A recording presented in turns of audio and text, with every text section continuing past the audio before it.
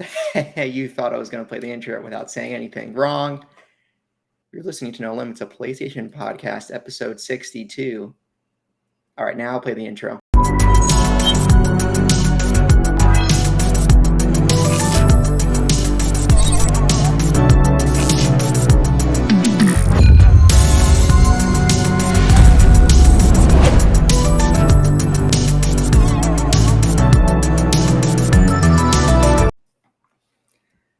Hello, everyone. Welcome to No Limits, a PlayStation podcast, episode 62. My name is Taylor, and I'm joined by my co-hosts, Brianna and Sam. Hello. Hi, I'm Sam. Remember, you can find the video version of this pod, or perhaps Sam Starr, the voice actor of Clive. Anyway, remember you can find the video version of this podcast over on youtube.com/SaveTheGameMedia every Tuesday. And while you're over there, make sure to subscribe to our channel. If you'd rather listen to audio, we are on all your favorite podcast services. We would love it if you could leave us a review. It helps us grow. We would love any feedback. If you want to support us and get early access to all Save the Game Media content, head over to patreon.com/SaveTheGameMedia and choose the tier that's right for you. Just like our current patrons did: Bucky Blue, Amon, Fabulous Brianna, Brianna's mom, Brianna's brother, Brianna's wife, Nikolai Knight, Cypher Primus, Brenton Myers, Marcus O'Neill, Lillian, Mimi J, The Snack Network, David Hotright, Dave Harp, the Xbox Expansion Pass, Alpaca Tom, and Lee Navarro. The fearless leader of the Phoenix Overdrive, Lee Navarro. Speaking of which, we will be in Rome on November 4th. I should know the date by now. Not Rome, Italy. Not Rome, Italy, sorry. Rome, New York on November 4th to raise money for sick children by playing video games for 24 hours straight. So if you want to support that, please go to the link in the show notes.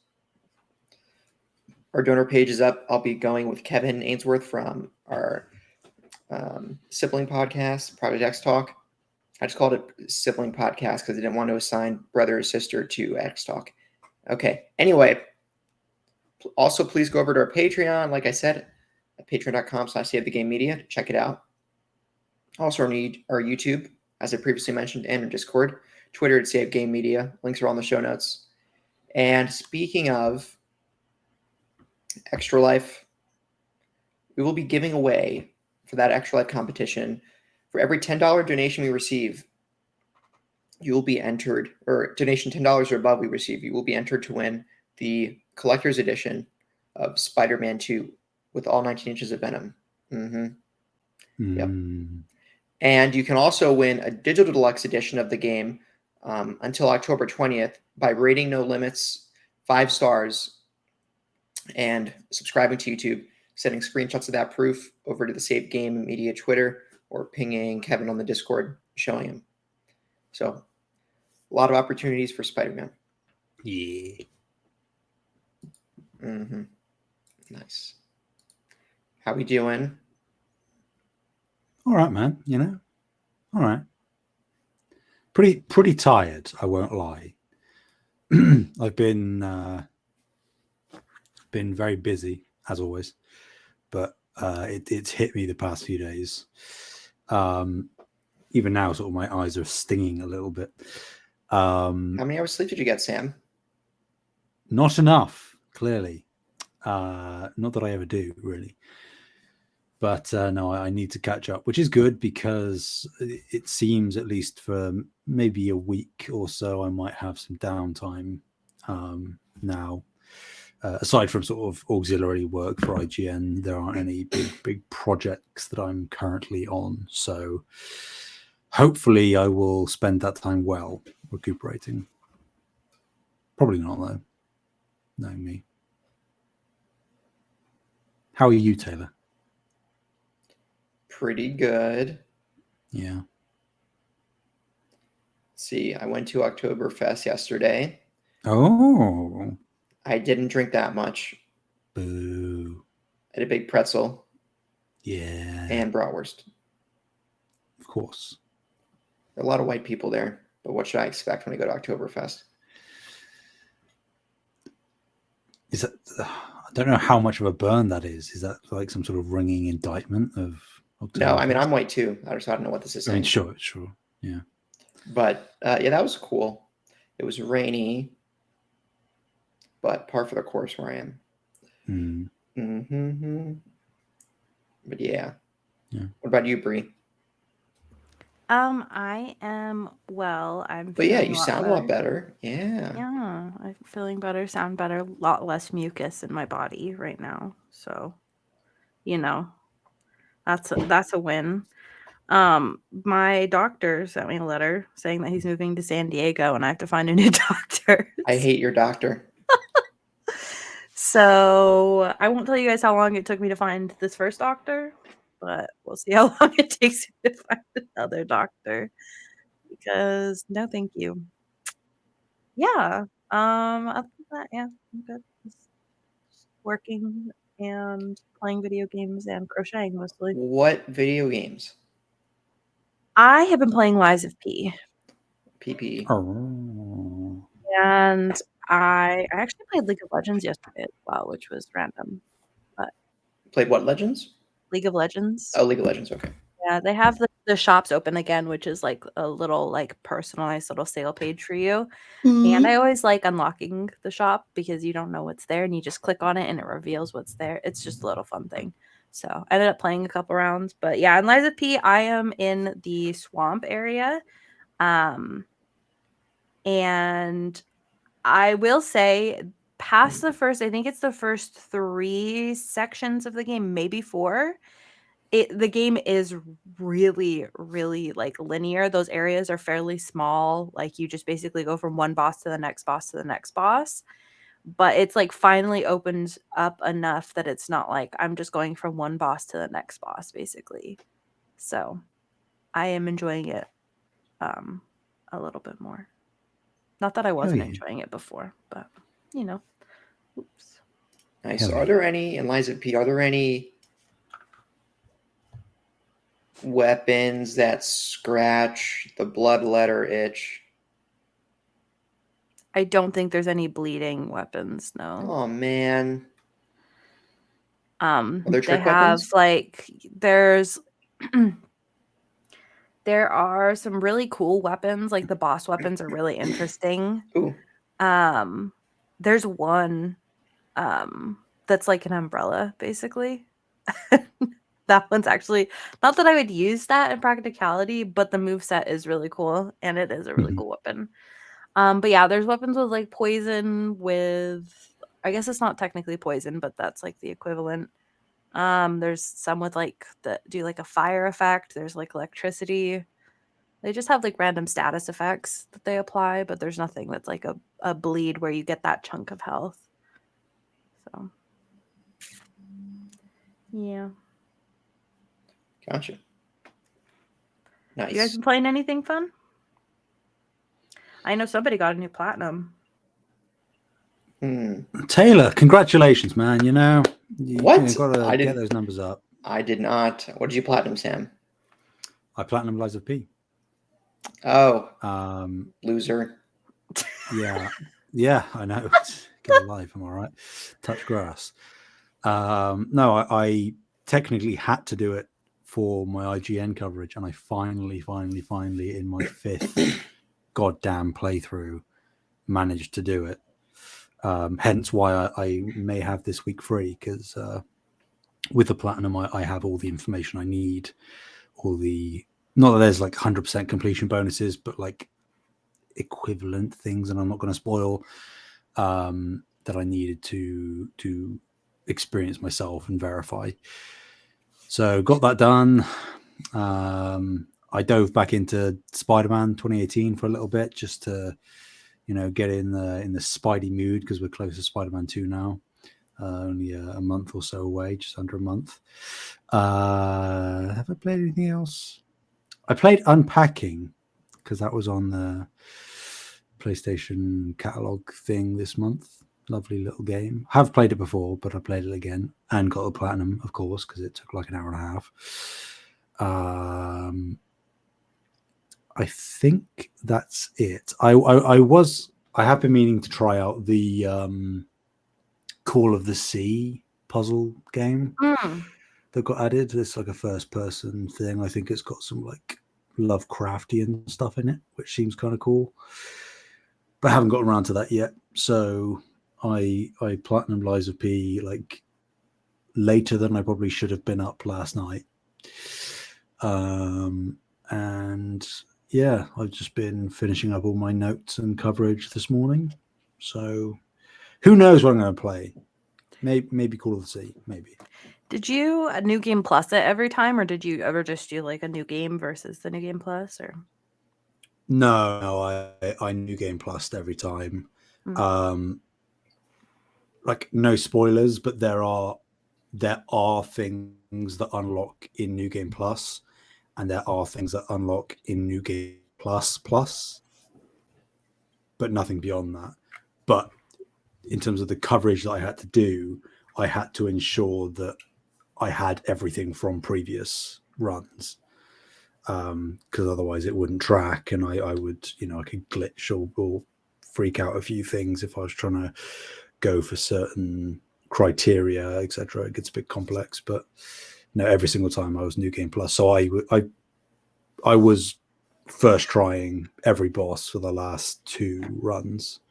I've maxed out most stats, like literally can't put any more ergo into any of the stats because they've reached, I think they cap out at 100 for each one. So I'm basically there with all of them. So, it's fun. It makes it much faster, but such well-worn territory now that I'm sort of glad it's over.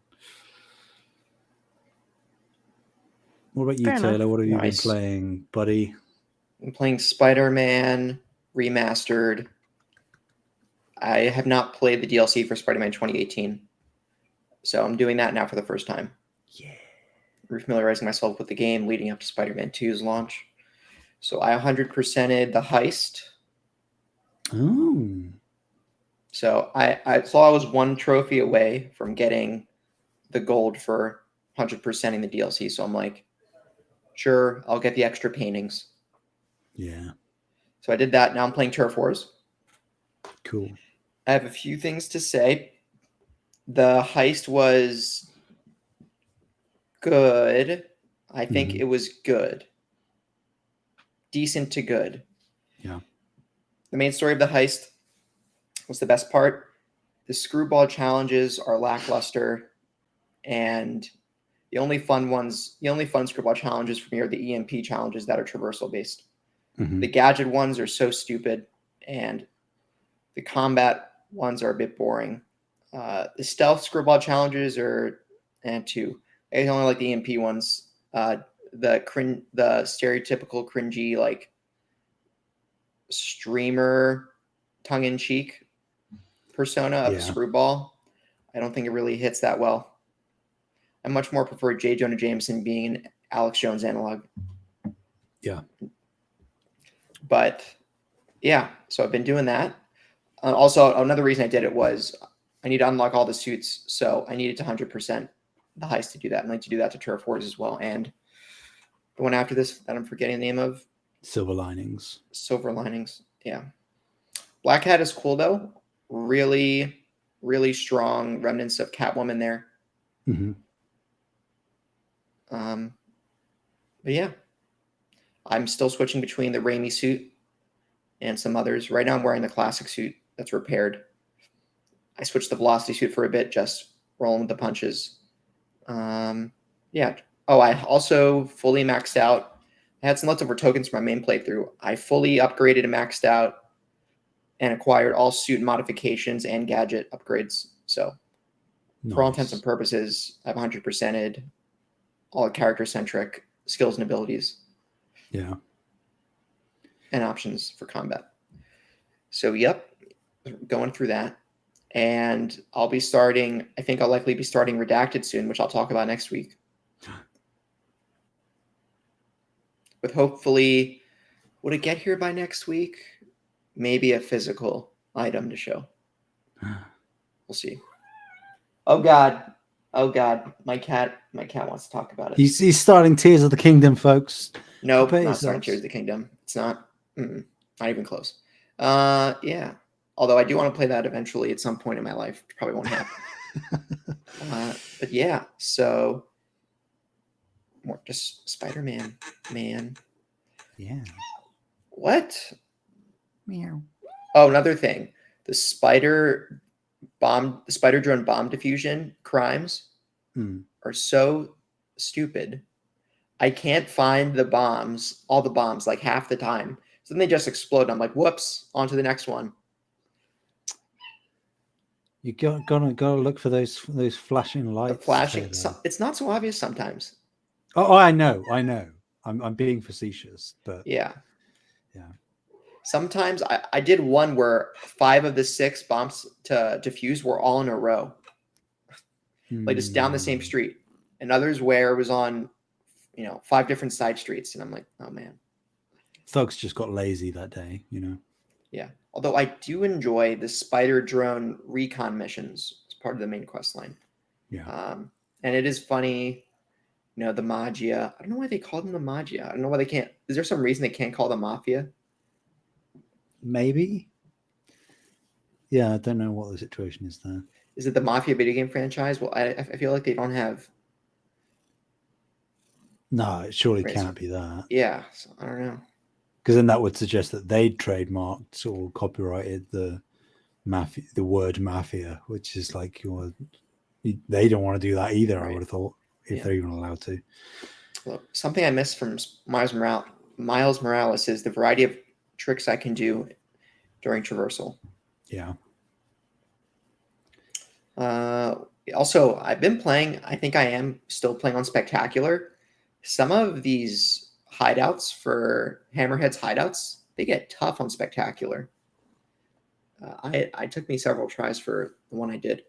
You wait, like when you get into the second and wait, especially when you get into the third DLC, there's a couple of new enemy types that they throw at you, which are like borderline unfair. Oh yeah, so one enemy type I've been dealing with is the guys with jetpacks and shields, which are fine. I just dodge under and then hit from behind. Yeah. But what's more problematic for me is the brutes with miniguns.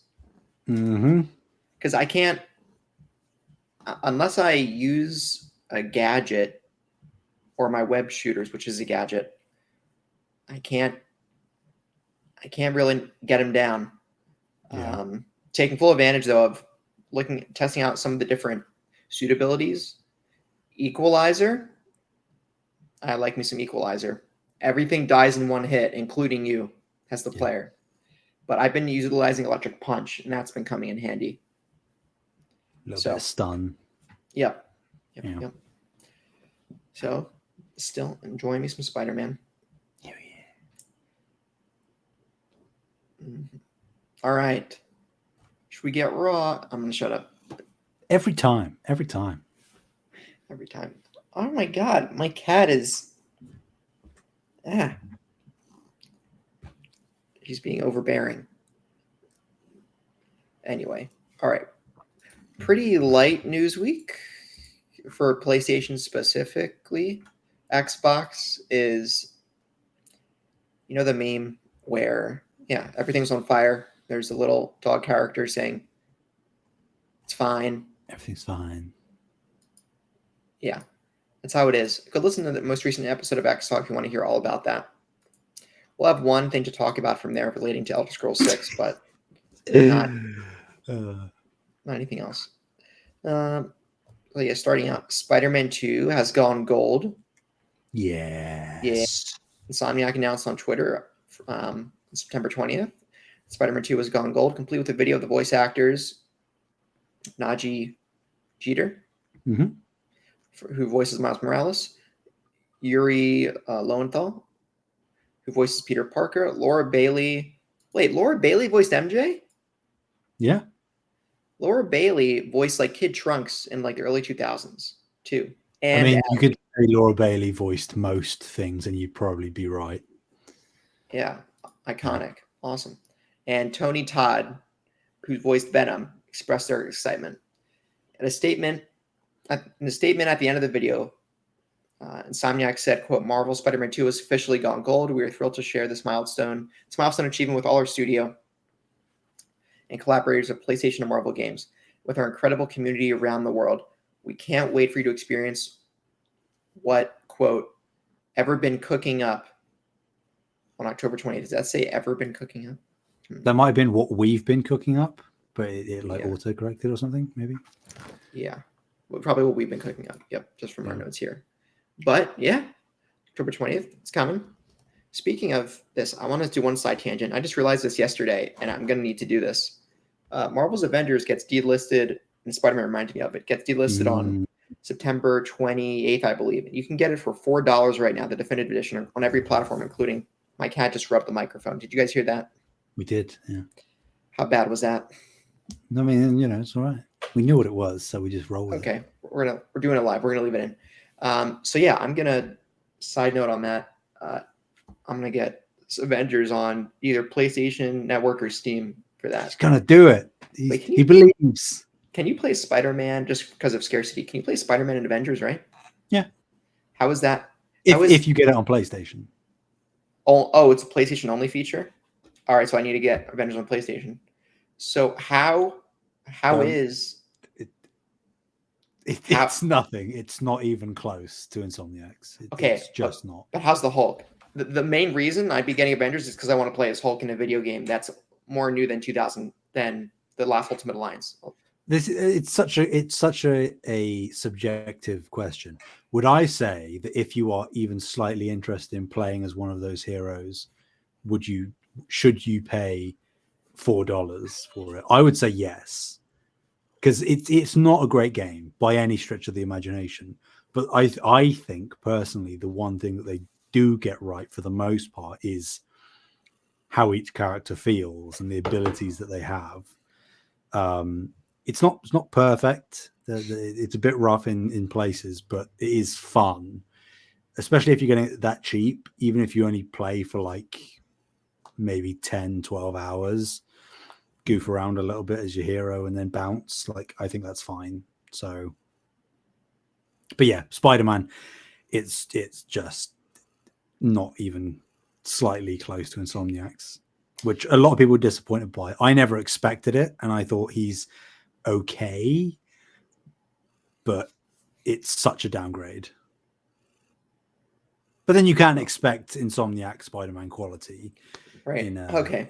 Putting attention back to Spider-Man 2 and Spider-Man overall. One question I had, maybe we should have talked about this in the What You're Playing section, is, Sam, it seems like every time I try to do a triangle plus circle finisher, it's not clear to me that my focus bar is going down, right? The focus bar is the same bar that I use to gain health with down on the D-pad, correct? This is a different meter that I'm not looking at correctly.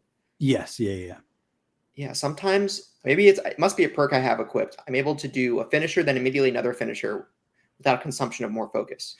Yeah. I think that's an upgrade that you can buy at some point, where the second finisher that you do immediately afterwards is free. Like, as long as you do it immediately afterwards, it won't consume focus. Yeah. So. Oh, yeah, one critique on that.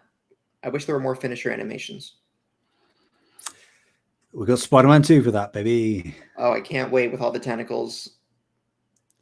Well, and like team up finishers as well, where both of them are taking. Oh yeah, hell yeah! They confirmed if you can play in Spider-Man 2.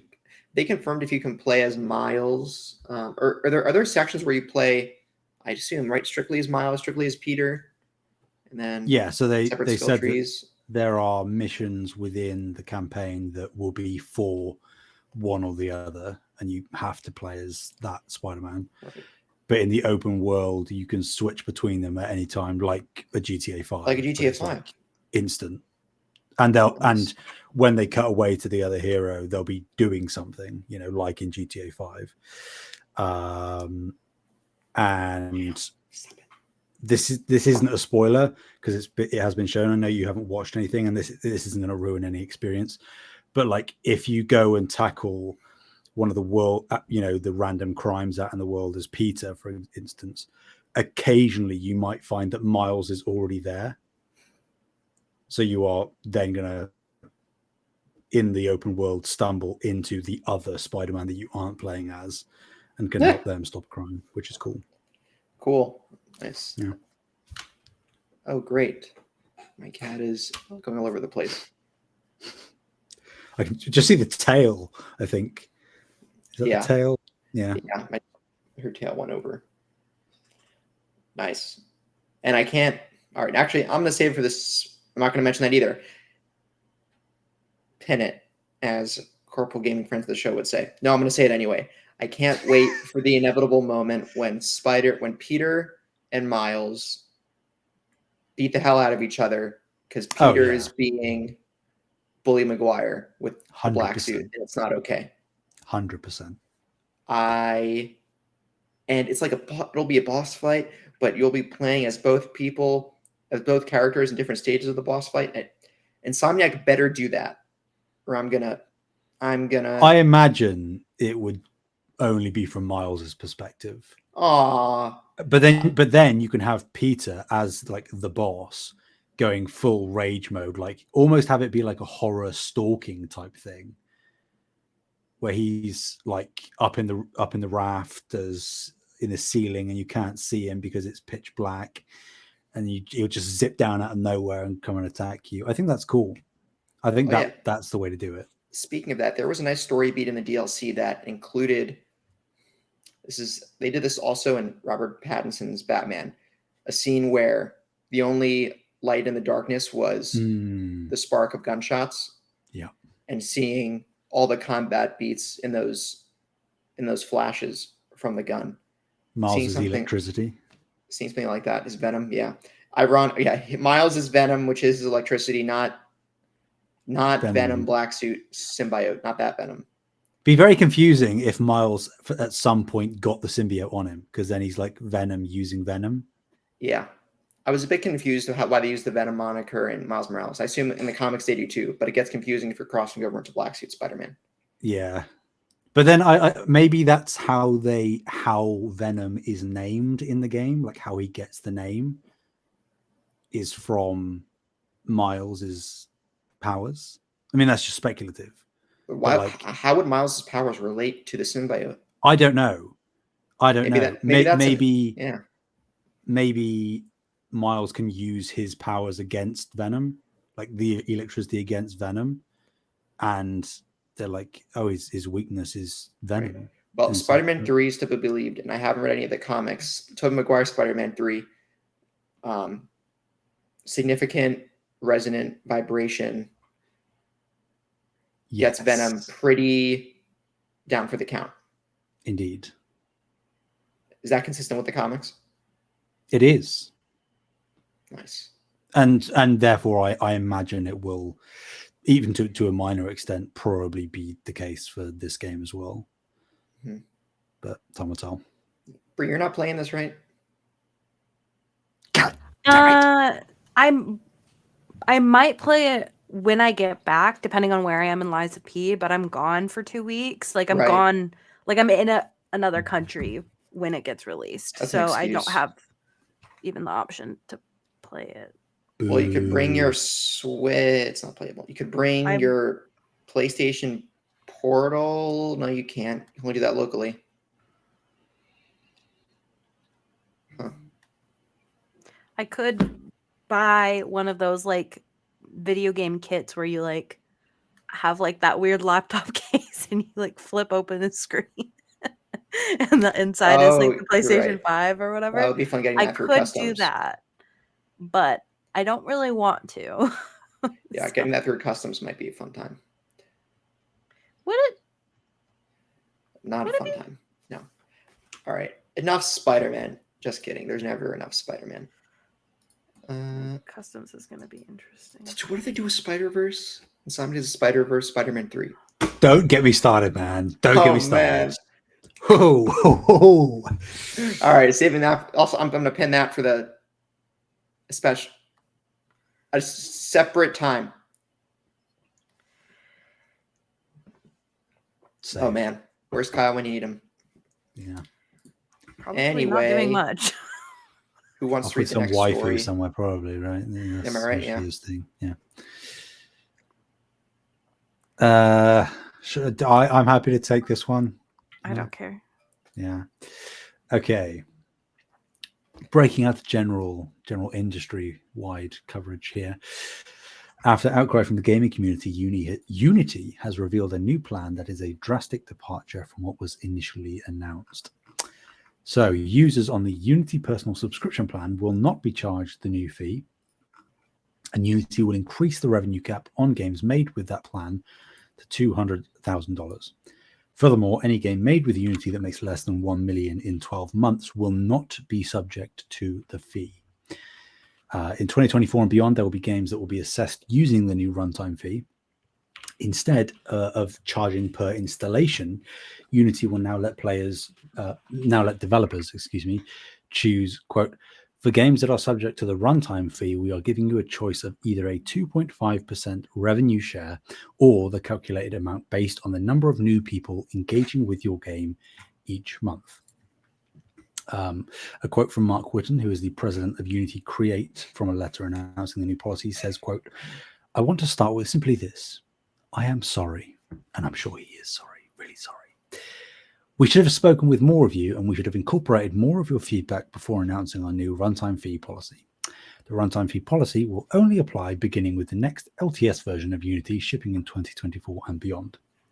Your games that are currently shipped and the projects you are currently working on will not be included, unless you choose to upgrade them to this new version of Unity.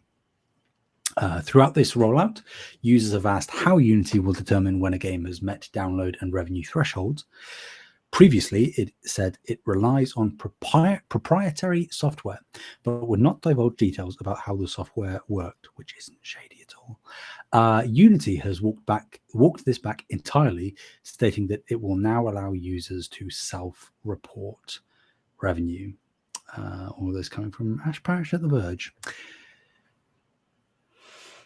RIP Unity. I mean, we've said this before, but you know, cataclysmic shot in the foot that I just don't even begin to know how to understand why they thought this was a good idea. Yeah, this is so beyond like shot in the foot. It's like they shot half their leg off. Joel, am I right? Wow. Yeah, this is self-reporting. I don't really. There will be games that will be discussed using the new runtime fee instead of. Yeah. For games that we're giving you the choice of either 2.5% revenue share or the calculated amount based on the number of new people engaging with your games each month. Right, but the part where it says. What are you saying? It allows users to self-report revenue. Uh-huh. So you can commit fraud and there is no way they could reprimand you because it's all self-reported. I mean, There's legally it would be probably wrong. something in the terms. But I'm like, if it's all self-reported, yeah. So that part got me a bit confused. They're saying 2.5%. Oh, trust me. I read this like 20 times writing this. I was like, what? Or calculating amount on the base number of new people engaging with your game each month. But then it's self-reported. I'm really curious. They're probably still going to use the proprietary software that they say that they're not going to use. And then they're going to be like, hey, did you mean to report this amount? I'm really confused how Unity validates this or how they might pursue validating this. I would assume that they wouldn't just say for optics, yeah, it's going to be 2.5% or based on the number of new player engagement each month. Well, and you self-report all of those values. No, when you use, it's weird, and I don't fully understand how Unity tries to enforce this or track it. Here's the good news, Taylor. Nobody's going to be upgrading to the new version of Unity. Oh, right. So this is endemic only to the new version of Unity? Yeah. So there's no reason to worry about it because no one's going to use it. Well, I don't think that's necessarily true. No, it's right? not true. I'm okay. way over exaggerating. But the amount of people that are going to upgrade to the new version of Unity is not a good percentage. Is this going to be like a Windows Vista to 7 or Windows, Windows XP to Vista type thing? Or people hated Windows Vista, so they stayed on XP for as long as possible? Yeah, probably. But there's going to come a point where I imagine however far down the line, maybe it's 6 months, maybe it's 1 year, maybe it's 2 years, maybe it's 3 years, maybe it's 5 years. Once we're on a I can certain see that iteration, happening. a certain iteration of Unity that includes so many features that are really useful that you'd be putting yourself at a severe disadvantage if you don't upgrade. Then this is where that gets unfortunate for the devs, right? But then at that point they'll just shift to a different engine.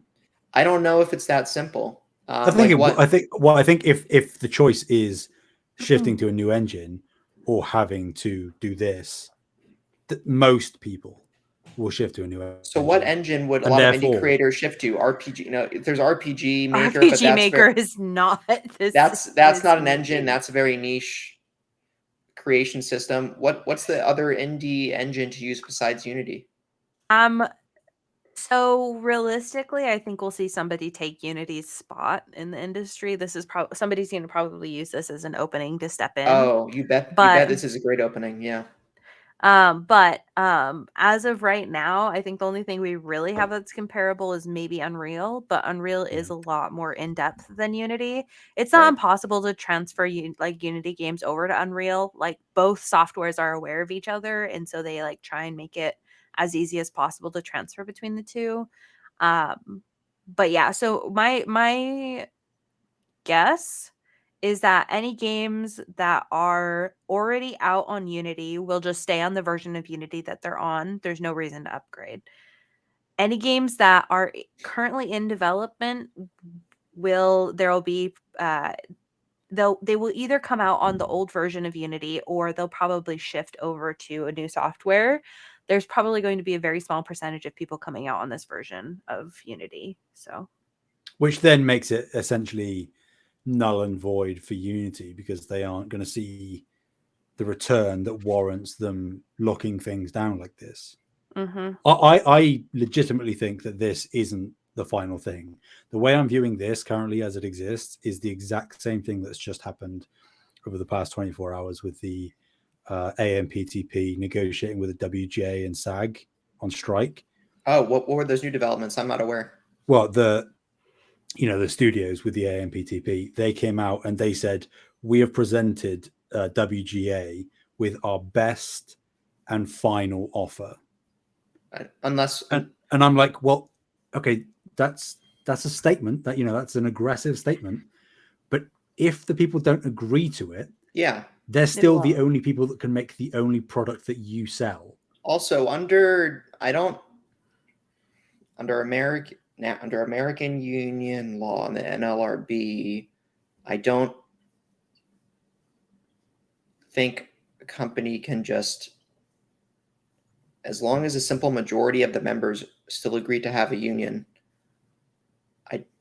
I don't know if a company can just drop them. Well, actually, no, if they're in between contracts, I don't know. I'm really curious what that means. Does that mean they'll drop everyone for non-union folks who are desperate for cash? No, it just means that they're trying to strong arm people into signing. Yes. By making a statement that's aggressive. That is that aggressive. That's stupid. I really hope the SAG-AFTRA's lawyers are speaking very clearly to the actors on strike right now, saying, calling a bluff. If that's the case. So like that's what I think is going to happen here, where Unity, they don't want to fully walk back and seem like they were just greedy, money hungry people, which they are, or at least the people at the top are. Lots of great people work at Unity, but they'll incrementally backtrack and then see what point on that backtrack they can get away with stopping at. Yeah. So I think they'll just keep walking stuff back until it basically doesn't exist anymore. All these things they try to implement. I think that I don't think they'll backtrack much more than they have currently.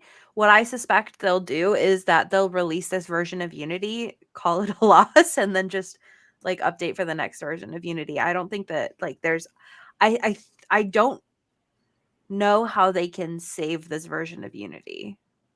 But then can they financially manage waiting until whenever the next version of Unity is? If I don't know. Many people are going to shift and drop off, But I don't know, but the thing is that they like deleted the website that had all of the terms of service.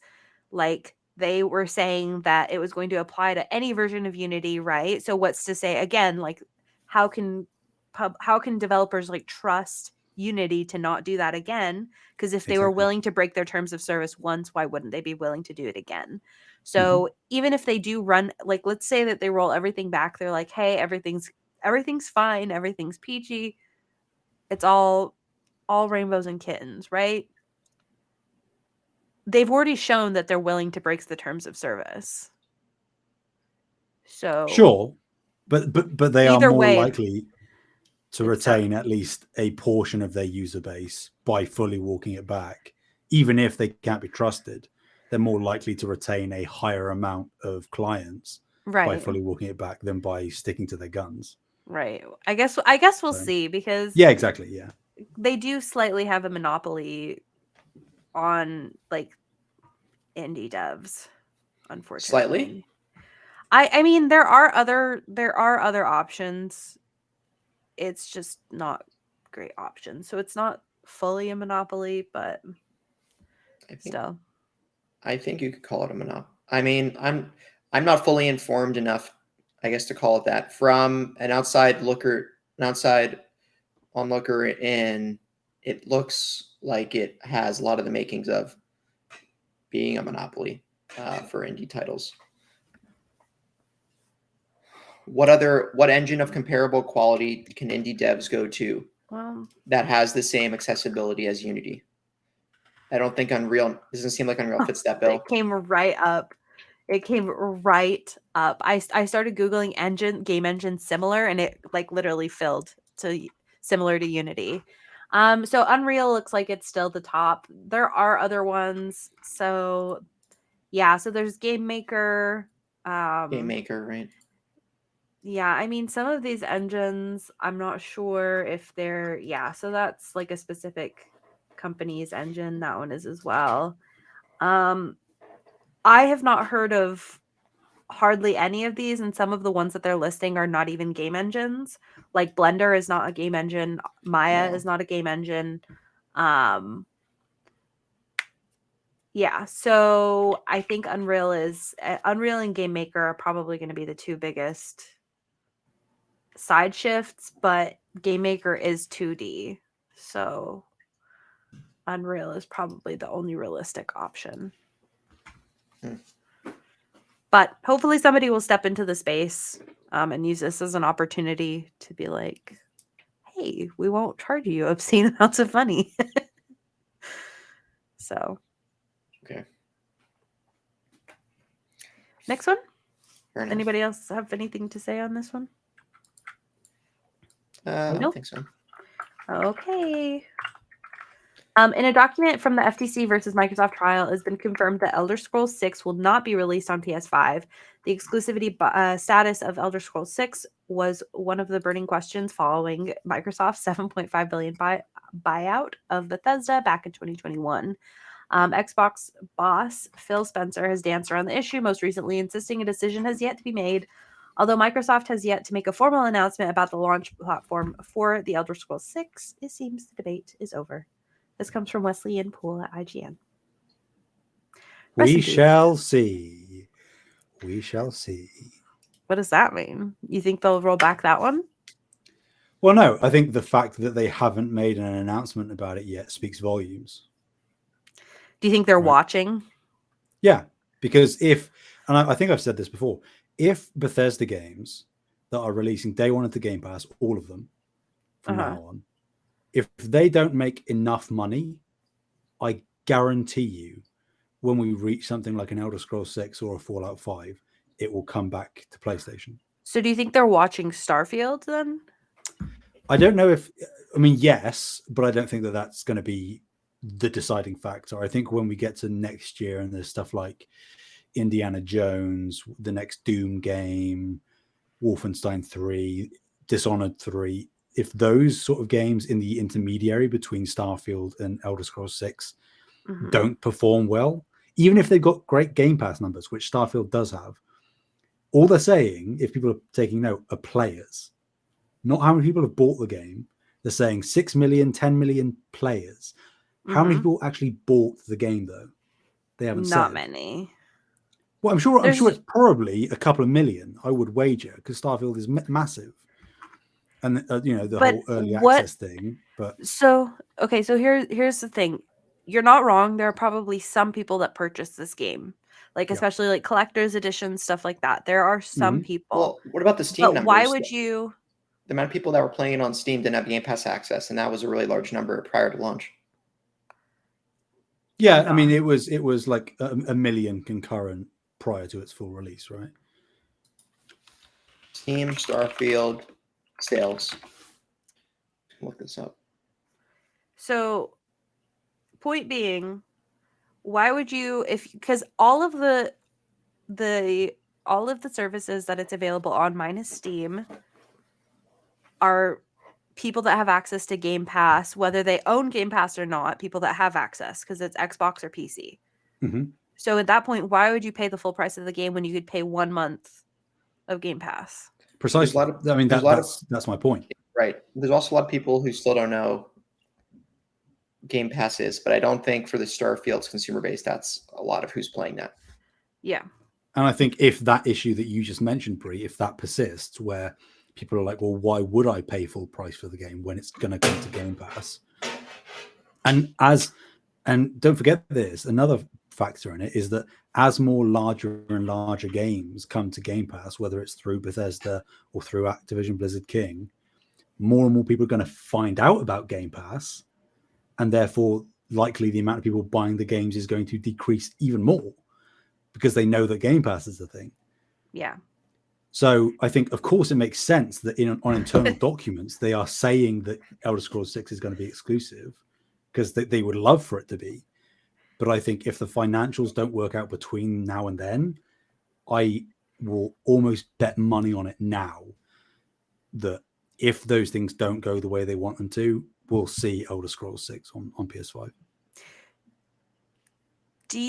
That's so funny to me because then that basically would mean that PlayStation users are funding Xbox Game Pass. Yeah. Which again, in my head is like, why doesn't Xbox want that anyway? Yeah, you're not wrong. Why wouldn't they want the money? But it's for a game as big as Elder Scrolls. It's like, it's just funny to me. Yeah. It's just silly.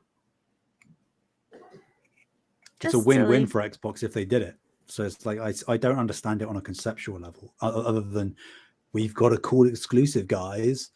Other than that, yeah, that's 100% what they're doing. Yeah, they're just being bullies in the playground and like, you can't have my toy. People will say I'm on copium by saying it might come to PS5, but I think that is a not highly likely, but a definitely likely scenario. If things play I out don't think that it's like completely like out of left field, right? Like it's not like a crazy idea, but I do also understand that like Xbox is trying to avoid that scenario. So we'll see. I think they're digging themselves a hole, and I think we're watching it happen in real time. But I don't think that. But I'm also the Xbox apologist on this Xbox podcast. Shill. Yeah, he's secretly he's infiltrated. And I feel like everything around the FTC Bethesda stuff, it feels like it gets cut to console war quickly, despite all our best efforts. I don't want it to sound that way. I mean, take the ABK thing. You know, they spent so much money on that deal that they have to, out of the gate, say that at least for 10 years, basically every Activision title, etc., is going to stay multi-platform because they need, in the short term, to recoup that money as fast as possible. Mm-hmm. So it's like if the inverse happens with Bethesda, I do expect then for the decision to switch and say, look, we never officially said what platforms it was coming out on, so we've made the decision for this case-by-case basis, as Phil always says, that the big games that they know will sell millions across platforms will come to everything. Mm-hmm. If Game Pass flourishes, they won't need to, but it's not flourishing. So guess we'll see. As with everything, right? Yeah, I mean, if they're willing to buy Nintendo, who knows what they're... No. All right. I think that the buy Nintendo thing was taken out of. Phil was asked a question in an email by a fellow employee. What do you think about buying Nintendo? That they're not. And he It's still shut it. funny. He shut it down in that email. It's funny, but I don't think you should come out of that with Xbox wants to buy Nintendo. It's not. Well, let me back up. I mean, I think if Nintendo was selling, okay, I think a lot of companies would be very interested. He did say that it would be like a career highlight for him, and that Nintendo is best served off of its own hardware, away from that, and the software is elsewhere, and that they're playing the long game. So it's like maybe them. maybe that's corporate spiel just to make whoever he was talking to happy. But like, they just spent 69 billion on Activision, Nice. so I don't think anything's off the table with them, conceptually anyway. Yep. That is so much money. Well, I guess we're gonna get into it. I guess we're going over a little bit of the Xbox news from this past week. Some of what shocked me the most from these leaked FTC documents, I had no idea the magnitude of cash Xbox was paying per some of these third-party Game Pass titles. I mean, 50, 100, 150, 250, like 300 million bucks a pop for some of these marquee titles. Gotham Knights, I think, was 50 million. Yeah, that's Gotham Knights. So like, it's just, you don't. Jam-Pack Sam said it best on X Talk. He says, you will never see the amount of money that they're toying with for getting these titles to Game Pass. And that's what happens when you have the backings of one of the biggest software giants ever. Yeah. But almost sounds unsustainable, almost. All right. How dare you? Toph is now lying down next to the desk, so I have to take a picture of it. Do it.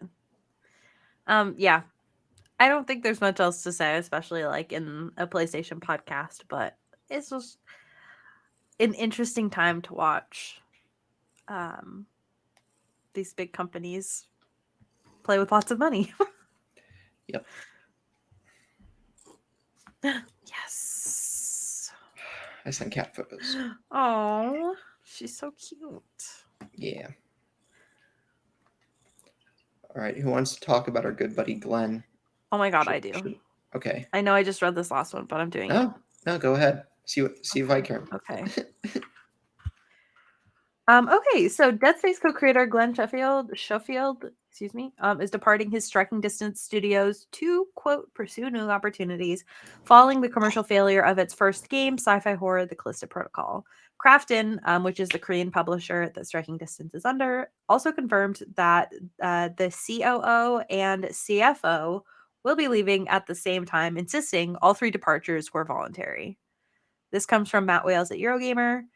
Not much to say here besides, like, damn, that game really flopped, huh, Kevin? Good games flop all the time, Yeah, good games do, but terrible games flop all the time, even more.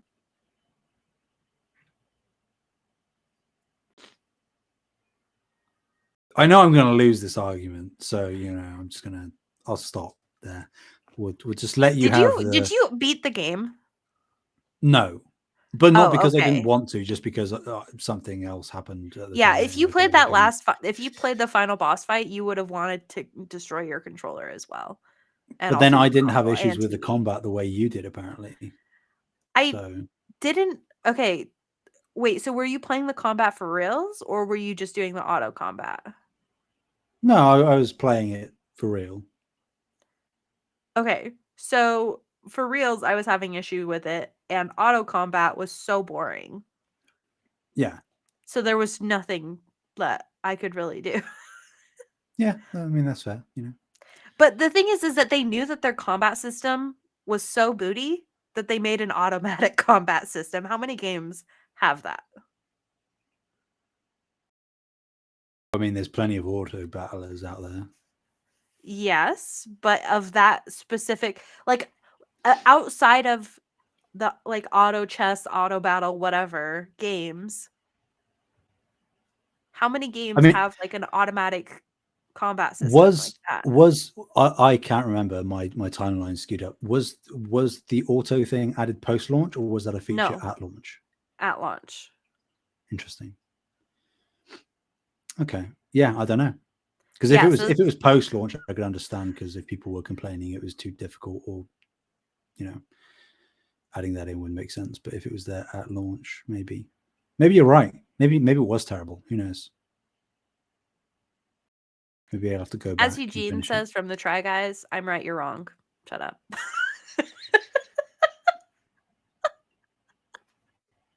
Moving swiftly Next on. story. Okay. Somebody else. Nice little quick one, I suppose. Yeah. Yeah.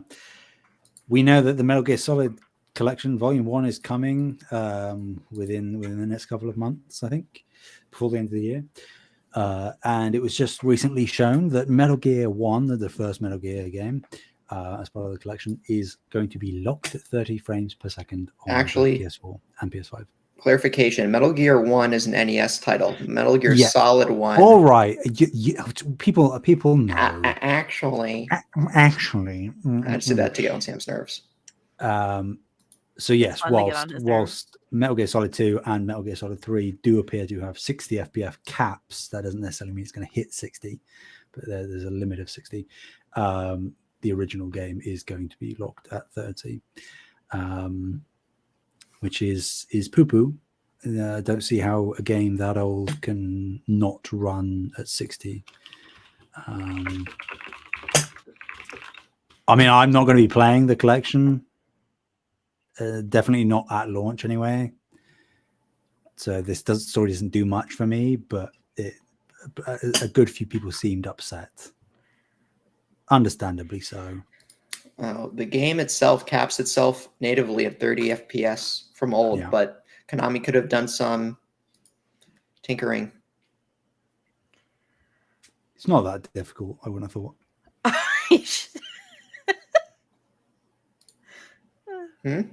Konami is just lazy. Konami. Too busy with their pachinko machines and stuff. No, they're making Metal Gear Solid 3 remake. They're busy. Unless it's not being made. That could be vaporware for all we know. No, it isn't. Don't break his heart like that. Hey, I don't want my heart broken either. I love Metal Gear Solid 3. But we haven't seen anything about it, and we don't even know who's making it. It's just a development team. I haven't seen gameplay for Metal Gear, any of them. What, at all? Ever? At all, ever. Wow. I have no concept of these games besides what I've heard people say. In a separate tab, I've been looking at Resident Evil 2 and 3 remake bundles, $15 right now. Oh, that's a good deal. I don't know why I was looking at that, because Metal Gear Solid reminded me of it for some reason. I don't know. The remakes, you mean? Yes. Yeah. I would not play the OGs. I refuse to play the original Resident Evil with tank controls. Not doing that. Yeah. Anyway, yeah, I think I'll play these Metal Gear Solid games eventually, but not at launch. Yeah. Next, so we got more Final Fantasy VII news. For Rebirth, the sequel to Final Fantasy VII Remake that released in 2020. Was it 2020? It was 2020. It was 2020, yes. So, a new demo debuted at Tokyo Game Show. It's a 2-part demo with combat and heavy story-driven section with Cloud and Sephiroth heading to Nibelheim, yeah, nah. Yeah, that's what I was thinking. Like why would you make that? And there's open world exploration with Cloud and his party. Wow, voice crack. His party exploring a valley beneath Junam. And there were more details shown off that included playable Sephiroth that can be directed or controlled. Sephiroth has a higher health total than the rest of the party. Is that combined, Sam? I don't know. The wording was a little bit vague. I think it isn't combined, because that would be a bit absurd. That'd be crazy, yeah. But it's 4 digits, they said, so it's in the 1,000 at least range. and there's synergy moves, skills, and abilities that let party members team up to unleash unique, powerful attacks. Reminds me a little bit of, Persuni 5 and such. Mm-hmm. I haven't played Persuni yet. There's also Chocobo Racing, Chocobo Customization, Beast Hunts, card games, piano playing, and more. What I really want to know is, Sam, in Final Fantasy VII Remake, were there Moogles? That is a good question. I can't play this game unless there's Moogles. I'm sure there must have been. There's not one coming to mind, but no, there has to have been somewhere. Yeah, I would say so, almost definitely. I will check that and get back to you, but I'm pretty certain. You could do a quick Google. I think that's what you're doing, and you're going to say, "No, Sam, you're wrong." I'm going to look like a loser. Let's see. Are there Moogles in FF7? I mean, well, remake. They're called Mogs, and looks like they are. Yeah, I thought they would be. Cool. I can't remember where they are, but nice. I feel like I've seen them. So. More Rebirth news. I still have to do more homework before I do Rebirth, but excited for you, Sam. I assume you'll be playing this day one, right? I don't know about day one. I mean, wow. with work, it's very complicated. I might be on a project, and Rebirth is the kind of thing that I'd want to be like diving full on into. So it might be a wait until shortly after release when I have a free chunk of time, but as soon to release as possible. As soon from release, sorry. Nice. Yeah.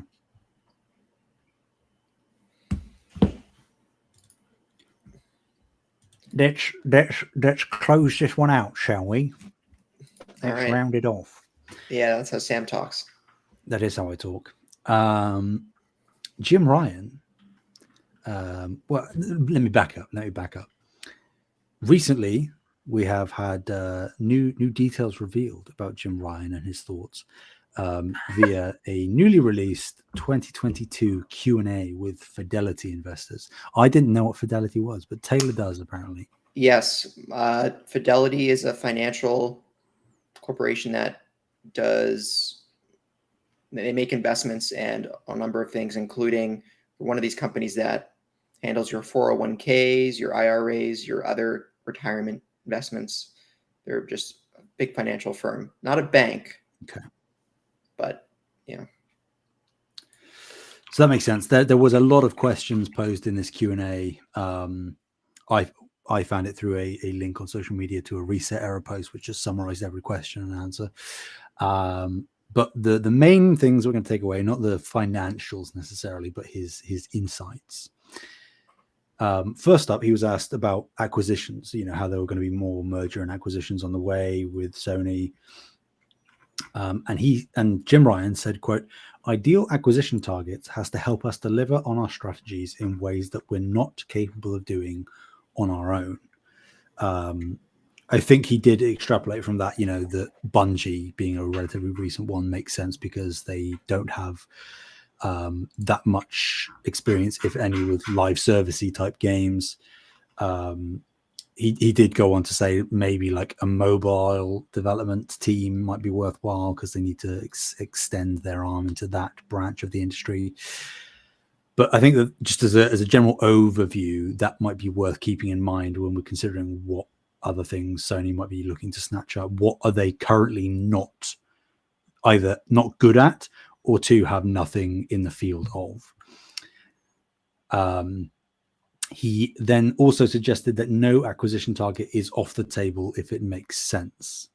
I believe from the reset error post, the interviewer said about Activision and how Activision is very important to PlayStation and vice versa, and how was Activision ever one of the potential acquisition targets? And he said that he didn't say yes, but he said that he views Activision as a very important strategic partner, and then went on to say that if it makes sense, it goes on the acquisition list. So take from that what you will. Nothing there are, if you like to say, no limits. Oh my god. What, I got to squeeze it in whenever I can. That's what. just a little bit of self promo. Okay. A really interesting point that he made here. Again, talking about acquisitions and Bungie and whatnot. He said that he believes, quote, Bungie can give us way more than a 69 billion acquisition of Activision, which is a statement. Mm-hmm. We'll circle back to that. I'll just round off all the points and then we'll get back to it. That is a statement. I agree. It is a statement. He openly acknowledges that it would be naive, quote, naive to assume that all 10 live service titles currently announced will be massive successes. So that is not a necessary condition for us, end quote. Alongside the talk of live service and what Sony will do in terms of Call of Duty, he did reinforce the idea that he believes Call of Duty will remain on PlayStation essentially in perpetuity. Beyond the 10 years. And as a little dig, not dig, but like he's being consistent in his commentary, at least.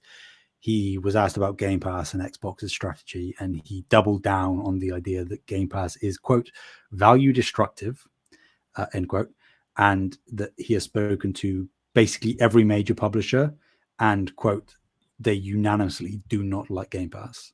Which is stuff he said in court before, but it seems that he is sticking to those comments. Well, this interview was conducted exactly. prior to the FTC. Yeah, but either way, like either he said these before, but he stuck to them in court. I just want to clarify that people are aware. This is chronologically from February 2022, prior to the FTC court cases over the summer or court deliberations. So he clearly does hold that belief. He said it under oath and in obviously regular interviews. So we sort of know that is his perspective. He wasn't just saying that in court to try and sandbag the deal. That is a firm belief of his. But yeah, just like an interesting Q&A that's come out. Thought it was worthy of note. It's been doing the rounds on the social medias. But yeah, that Bungie statement is the one that stuck out the most to me, because everything else is sort of like foregone conclusions, really. I'm glad that he said about the live service thing, like he knows that not all of them are going to be successful, because if they're going into their foray into live service with that mindset, that gives me a little bit of calm that like it's not going to be Armageddon if they all collapse and burn. Like they are factoring in the idea that the majority of these will likely fail, which is reassuring because that means that they aren't they aren't putting all of their eggs in one basket, it seems. But they are willing to experiment. My suspicion with the Bungie statement is that because they're talking about how much Bungie can help, not only making money themselves, but also like all of the money that Bungie can help them make by helping other studios, right? Yes. And if they are able to hit one or two of these live service games, then I don't know if it's going to be $69 billion. That's crazy, but it will be a lot of money for them. Yeah. So I understand like the sentiment of what he's saying, right? Like, well, and also is a valuable acquisition. On top of that, in terms of like value proposition, they spent obviously so much less on Bungie than Xbox did Activision. Mm-hmm. So it's like value for money. They have obviously got the better deal because Bungie, like you said, is not only a good studio in and of itself that can make a lot of money, but the expertise that it provides is additional value on top of that. And yeah, I mean, they paid more for Bungie than I think they have for any other thing ever. Mm-hmm. But the amount of expertise that Bungie can provide is unprecedented or unrivaled, I would say, practically in the live service space. So yeah, it's like a weird quote on surface level. I think that's the main thing. It is a weird quote, yeah. Because it's like, well, how? Because Activision is so much bigger than Bungie, and I wonder if by the end of the generation, so I guess it's a little bit of a side tangent. One of the biggest. Sorry, I guess this is a little bit of a side tangent. Yeah. Right, one of the biggest missed opportunities, right, in film or movies was that Marvel, what was it? Sony could have bought the rights to all of Marvel in the late 90s, early 2000s for a very few small hundred amount of million money. or something, I think. I wonder if by the end of this generation, when it comes to mergers and acquisitions, if we'll look back and say the acquisition of Insomniac for, what was it, 250, 200 or so, 300? Yeah, Looking around back, that ballpark. might be one of the biggest steals considering the amount of revenue output. But I don't know, this story had me thinking about that, the acquisition talk and everything, that they nailed down Insomniac, and that's just hold on to that for dear life. I don't know. I feel like PlayStation is very deliberate with their acquisitions. So see what happens with Firewalk, whatever the hell Jade Raymond is making that I don't know anything about. Maybe I do, but I just am being willfully ignorant. But I hope that one goes well at least. Deviation Games is a partnership. Let me back up. But yeah, Firewalk is one where I'm a little bit. I don't know what Sony saw in that one. I guess it was just more the live service model. Well, I mean, Firewalk did. Am I thinking of the wrong studio? Is that the Jade Raymond studio? Is that something else? That's Haven. It's Haven. Sorry, I'm thinking of Haven on Firewalk. Yeah, because Haven's doing Fair Games, that like heist thing that we saw at the showcase. Will it bring down Payday? Who knows? Maybe, maybe. I hope so. I hope it is that good. But it looks relatively generic from what we've seen. And technically we've only seen one thing, but still. So, we'll just wait till they acquire Square Enix. It's going to happen. Dude, okay. Now I guess we're going to, Limitless? Let's call this a transition into Limitless. Yeah. Okay. In terms of who do I want to see acquire Square Enix? I think I would want it to be Sony, just from the legacy. This is the same situation, and if Bethesda must be acquired, who do I want to acquire them? I would have said Microsoft or Valve. That's where I thought Bethesda games seemed most at home. If they had to be acquired, if Square Enix has to be acquired, I feel like Sony makes the obvious choice, because there were the two biggest moments in Sony's legacy was, or actually no, I'm going to go back on that. The biggest moment in Sony's legacy was, right, the decision for Final Fantasy VII to be on a Sony platform when it was originally supposed to be Nintendo. And that jump-started the entire legacy of that PlayStation has. So I think Square Enix having the legacy of Squaresoft, it would be, I think Sony should be the one to acquire them if they have to be acquired. Not an Embracer, not anyone else. That's my take. Do you think that it would be a huge blow to Sony then if Xbox bought Square? No chance that happens. Just no chance. No. We're theory. I mean, it's a Japanese company. I don't see that Japan's. Okay, so but let's just pretend. Do you think that would be a huge blow to PlayStation? I don't think Xbox would take Square Enix, at least Final Fantasy titles. I don't think they would take. I think Final Fantasy titles would still be multi-platform. I don't think we understand the cultural significance of Dragon Quest, at least special Dragon Quest to Japan, maybe Final Fantasy on Japanese platforms. Yeah. I don't think it's a great optics move by Xbox if they did that. If they Crystal Dynamics. Crystal Dynamics is owned by Embracer now. Is that correct? Right? Yeah, they sold Crystal Dynamics. Yeah. If the other Americans, so I guess let me back up. What American studios has Square held on to, or Western studios, I should say, has Square held on to after shedding Crystal Dynamics and Tomb Raider games and all that? I don't No. any. I don't Because know. like Eidos Montreal was also shed away, right? Yeah. So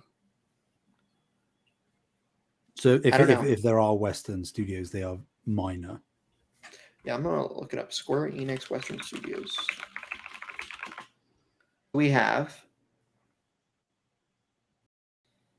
No, it looks like everything I can see, it sold off all of its Western studios for the Embracer acquisition. Which makes All of sense. them. Yeah, so if Xbox acquired Square, that would be right. Final Fantasy, Dragon Quest would be Resident Evil. Wait, no, that's Capcom. Let me back up. Final Fantasy, Dragon Quest would be the big hitters. I don't see a scenario where Xbox would take that away from Japanese platforms. Would they add them to Game Pass? Sure. Yeah. But I don't think we would see an exclusivity there. I think there's a lot that's not. There's a lot of weight that's not just on the dollar value here. That comes around to these types of decisions, like especially PR, especially optics, especially a legacy.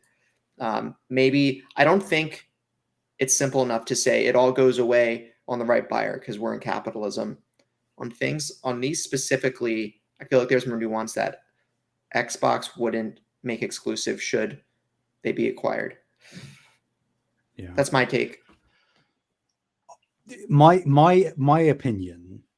I mean, it's shifted a little bit. I would say, yes, I agree. Of course, because of the legacy, if Square had to sell to someone, it would and should be Sony. But I think that with the relationship that Square has with Sony and seems to be beginning to rebuild with Xbox, I don't know that there's a need by any organization to acquire Square, unless Square was like in real dire straits. Which they currently aren't. I mean, they're struggling a little bit, but not horrifically or anything. If I was Sony, I would, talking about like Square Enix and stuff, I would go to Embracer, I would get Crystal Dynamics, and I would get Eidos Montreal, bring Tomb Raider in and Deus Ex in as first party IP, because I think that those two logically make sense with Sony. And then on top of that, if they were going to buy anyone, I've been mulling on it.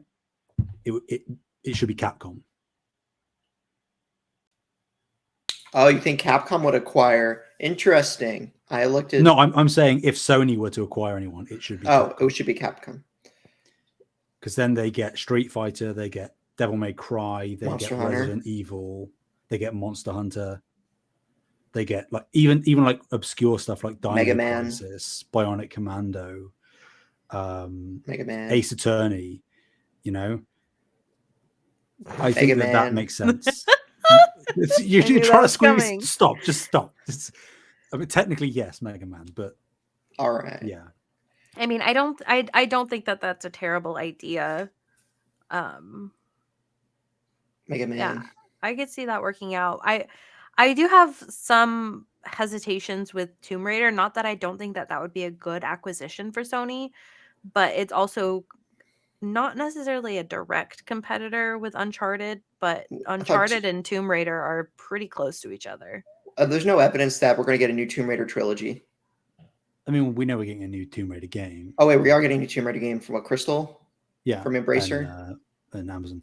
But my argument is that Xbox, and it's not like a us versus them thing, but because of the competition, Xbox is expanding so rapidly and have so many studios. Like if you look at Starfield, that is cannibalizing the Outer Worlds. If you look at Avowed, is that going to be cannibalized by Elder Scrolls? What about Redfall? I think that, I mean, nothing. I'm just kidding. Fallout 76, maybe. Like, I think that we can't get too wrapped up in that. Like, I agree that they are close, but if we're talking about the potential and the talent of the team as opposed to just the IP, it makes sense, particularly with how bad Embracer is doing right now. You could probably get those studios relatively cheap. Okay, so you buy Crystal Dynamics, right? Yeah. Pass Uncharted off. Naughty Dog does other stuff. You're speaking my language. I think that you is want to give totally Uncharted to Crystal Dynamics.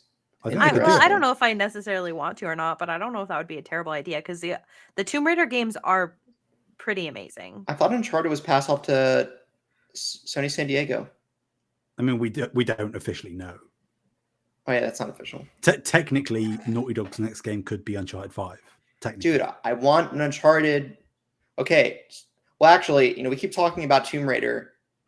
I think there's a strong possibility the next Uncharted game is Nate's daughter, Right. either 100%. as a young adult or a teenager, doing her first Which is adventure. what the Tomb Raider games are. Right. So what I'm saying is, might not necessarily make sense for Sony to acquire Tomb Raider when they might be very soon introducing a female protagonist in a treasure hunting game. Yeah, I mean, But then it kind of what I was depends on- saying, but go ahead. It depends on what the angle of the new Tomb Raider game is. Because if Uncharted 5 is all about spectacle and stuff, which is what Uncharted's about, Tomb if Raider they are going more classic Tomb Raider with this new one, where it is about raiding tombs and it's solving puzzles gruesome. and stuff, I think Well, that at least the is new trilogy was gruesome. enough They of a better. distinction. I don't care what they do as long as they have more bow combat, because the bow combat in Tomb Raider games is so fun. Wait, I love the bow. Well, Boat I haven't played. combat? Sorry, I haven't played Tomb Raider, but I love bow Yeah. combat generally. Yeah, I have no idea what you're talking about. like the bow and arrow combat in the the bow Tomb and Raider. arrow. Oh, Tomb Raider, sorry, yeah. sorry, I misheard you. I thought you said boat combat, and I was like, No. But I would love me don't some boat remember combat. I'd love me some fighting about Assassin's that. Creed 4 ships, for the record. All right. Assassin's Laura Creed just 4 is what fire. kicked me out. What? Assassin's Creed 4 was The awesome. Sam, Assassin's back me Creed up. franchise. Back me up. Yeah, Your Black Flag Assassin's is. Creed 4 is the best Assassin's It Creed. is amazing. It is so good. Actually, that's not true. It was partially 3 because I was like, American history, gross. And then it went to Three's ships, pacing is and I was bad. like, 4 is where it's at. Yeah. Edward Kenway, ship battling, everything I wanted from the lead up to that game, it delivered on. Boarding ships, finding the treasure, pistol swords, Mayan armor. And Ubisoft Gimme. are trying to put out Skull and Bones, like just make another Black Flag. Just give it. They don't need Skull and Bones. Get rid of it. Give it to me now. I haven't played If Freedom only. Cry. That's all right, actually. I mean, not nowhere near as good, but more of the same. All right. Well, we have a post show to record, so let's hit the introduction. I think. Thank you guys so much for listening. Remember, you can find us on YouTube at Save the Game Media, Twitter at Save Game Media, Extra Life. Giveaway links are all in the show notes, along with access to our Discord where we talk every day. talk smack. Yeah. Where can people find you, Sam? Anywhere and everywhere at Sam Heaney. Spam 591. Anyway, that is 951. 591. 591. You're so close. That is my tag pretty much everywhere. No, it's not. You're Sam Haney. Well, but like on console stuff or on Steam or. Do you own a Nintendo Switch, Sam? No, I don't. You loser. Come on. Sorry. Not for lack of wanting one. I just never bit the bullet on doing it. I'll get the Switch 2 when that comes out. I'm going to get the Switch 2, and then I'm going to hack my old Switch. And my old Switch is going to be an emulation machine for everything through and including GameCube, maybe Wii. Sounds good. I'm just glad I have a Zelda Switch because I lost my Zelda Wii U. Oh, yeah, that's the You Tears of won't the get a Kingdom Switch. But yeah, it is. It's sexy. I'm glad I have one. Nice. Where can people find you and your Zelda Switch? You can find me at Fabulous Brianna, Fabulast Breanna. Taylor, Nice. where What can about you, people Taylor? find you? The Discord Let me guess. In the Discord. and on X no, just kidding, at the Discord. On X at XXX. For the post show, maybe. All right. Okay. Have a good one, y'all. Bye-bye. Bye.